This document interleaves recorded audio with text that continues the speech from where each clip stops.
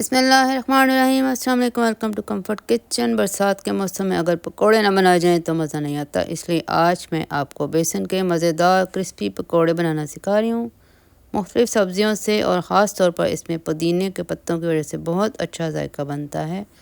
तो चलें देखते हैं कि ये मज़ेदार पकोड़े बनाने के लिए हमें क्या कुछ चाहिए। बेसन के पकोड़े बनाने के लिए हमें चाहिए बेसन 1.5 कप, पानी है 3/4 कप, अजवाइन पिसी हुई है 1 टीस्पून, बेकिंग सोडा आधा टीस्पून, साबुत सूखा धनिया 1 टीस्पून, लाल मिर्च का पाउडर आधा टीस्पून, नमक है 1 टीस्पून, बारीक कटे हुए पालक के पत्ते हैं 1 कप, हल्दी है 1/4 टीस्पून, और आधा आधा कप ले लें धनिया और पुदीने के बारीक कटे हुए पत्ते। एक छोटा सा प्याज स्लाइस किया हुआ है और एक आलू है, इस तरह लंबा लंबा सा काट लें फ्राइज की तरह से। सब कुछ बेसन में मिक्स करके अच्छा सा पकौड़ों का मिक्सचर तैयार कर लें। अब एक फ्राइंग पैन में ऑयल को दरमियानी सी आंच पर 3 मिनट तक गर्म करें। फिर एक चमचा की मदद से छोटे छोटे से पकौड़े ऑयल में डालकर उनके दरमियान थोड़ा सा फासला रखें, क्योंकि ये बेकिंग सोडा की वजह से फूलेंगे।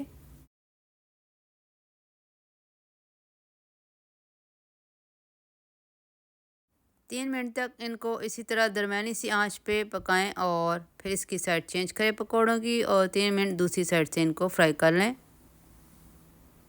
इस तरह से हमारे बहुत मज़े के पकोड़े तैयार हुए हैं। इनको पेपर टॉवल पे या ब्राउन पेपर पे निकाल लें।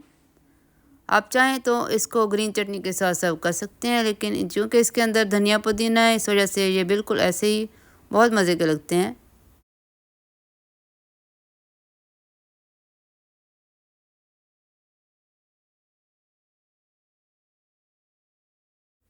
देखें ये पकोड़े कितने अच्छे से बने हैं। आपको मैं एक पकोड़े को खोल कर दिखाती हूँ। ये बाहर से क्रिस्पी और अंदर से बहुत सॉफ्ट है। देखें, रेसिपी को लाइक करें, शेयर करें और अपने प्यारों के साथ इसको एंजॉय करें। चैनल को सब्सक्राइब कर लें। अपना बहुत ख्याल रखें। अल्लाह हाफ़िज़।